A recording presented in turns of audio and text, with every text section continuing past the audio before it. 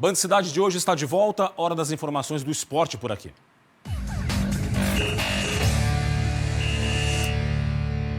A gente começa com a Série C do Campeonato Brasileiro. Ontem, São Bento e Criciúma ficaram no empate em 0-0 em Sorocaba, no interior de São Paulo. O que chamou a atenção foi menos a partida e mais a situação do time da casa. O São Bento entrou em campo com 21 desfalques. 15 jogadores com Covid-19, 2 com sintomas, 3 atletas no departamento médico e um jogador suspenso. O time tinha apenas um jogador no banco de reservas, que era o goleiro Lucas, que estava com o uniforme para jogar na linha, inclusive. O São Bento chegou a pedir o adiamento do jogo, mas a CBF não aceitou. Os jogadores do São Bento protestaram antes da partida com as máscaras em campo, você viu nas imagens. Pela Série B, a líder Chapecoense está em campo neste momento. Começou às 7 horas da noite a partida entre o time catarinense e o CSA na Arena Condá. Jogo no primeiro tempo, placar fechado em 0-0. Nessa partida, o técnico Humberto Louser teve o retorno do zagueiro Joilson, depois de cumprir suspensão. Se vencer, a Chapecoense mantém a invencibilidade e garante o título simbólico, não é, de campeão do primeiro turno da Série B do Campeonato Brasileiro. No Figueirense, que só entra em campo na próxima segunda-feira, a semana começou com reforços para o setor ofensivo. Uma das carências alvinegras é no setor ofensivo. Em 18 jogos, o Figueirense tem apenas 12 gols marcados na Série B. Só não tem o pior ataque da segundona porque o Oeste balançou a rede apenas 10 vezes. Desde o início da era dos pontos corridos na Série B, o Furacão está na 7ª participação. E no retrospecto da segunda divisão, 2020 é o pior início de competição em saldo de gols.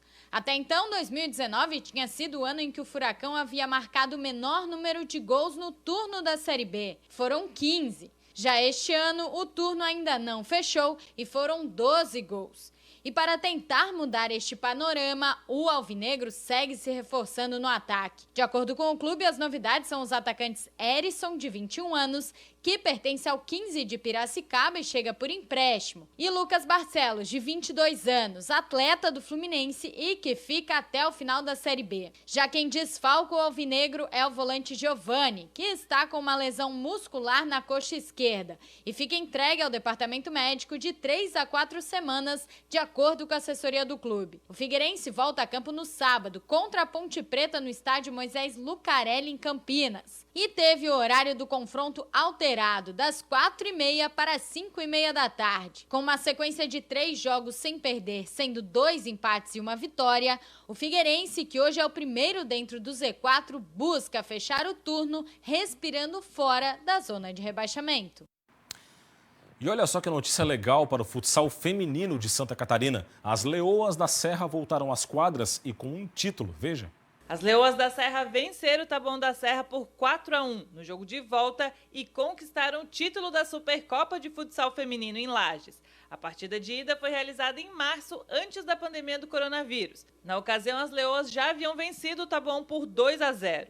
Esse é o segundo título das Leoas, que tem um gosto especial para a Amandinha, eleita a melhor jogadora do mundo. Esse foi o primeiro jogo desde que passou por uma cirurgia para remoção de cistos no ovário.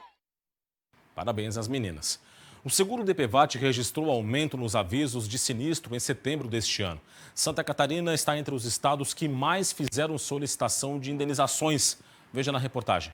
Segundo os dados do DPVAT, mais de 32 mil avisos de sinistros foram registrados no Brasil no mês de setembro de 2020. Com a flexibilização da quarentena e o aumento de números de veículos trafegando pelas ruas, o número de pedidos recebidos pela seguradora no mês de setembro aumentou 6% em relação a agosto deste ano. Das 27 unidades da federação, Santa Catarina está entre os 5 estados que se destacaram com os maiores números de solicitações de indenizações por acidentes no mês de setembro, ficando atrás apenas de São Paulo, Minas Gerais, Ceará e Paraná. Os casos com vítimas fatais aumentaram 13%. Os pedidos relacionados à invalidez permanente cresceram 3% e os de despesas médicas cerca de 12%.